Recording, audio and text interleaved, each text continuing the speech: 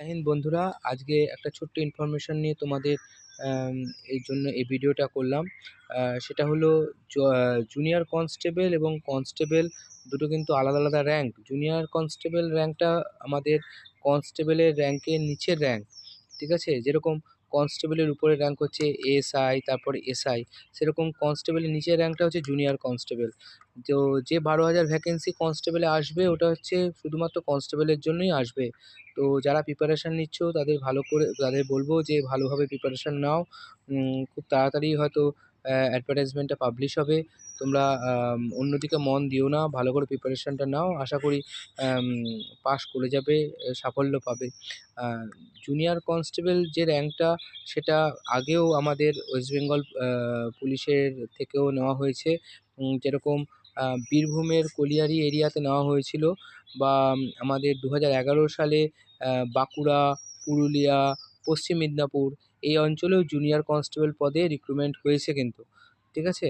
তো সবাইকে আমি রিকোয়েস্ট করব যে আম, দুটোকে মিশিও না, দুটোকে গুলিয়ে ফেলো না। জুনিয়র কনস্টেবল এবং কনস্টেবল দুটো আলাদা আলাদা র্যাঙ্ক। একটু ভালো করে প্রিপারেশান নাও, সামনে অ্যাডভার্টাইজমেন্টটা আসবে। আম, সেই দিকে একটু মনোযোগ দাও। দেখা গেল যে ওয়ান স্টেজ এক্সাম তো হবে শোনাই যাচ্ছে, সেই পেপার কাটিং আগের ভিডিওতে আমি বলেছিলাম পেপার কাটিংয়ের কথা। তো ওই পেপার কাটিং অনুযায়ী কিন্তু ওয়ান স্টেজ এক্সাম হওয়ার সম্ভাবনাটা খুবই বেশি। তো ওয়ান স্টেজ এক্সাম যদি হয়, ম্যাথ, জিআই, জিকে, ইংলিশ সেগুলো থাকবে, সঙ্গে রান থাকবে। তো রান এবং ইংলিশ এই দুটো নিয়ে একটু ভালো করে প্রিপারেশান নাও। আশা করি সিলেকশান হয়ে যাবে। অন্যদিকে মন দিও না, ওর জন্যই ভিডিওটা করা তোমাদের কাছে। যাতে অন্যদিকে মাইন্ডটা ডাইভার্ট না হয়।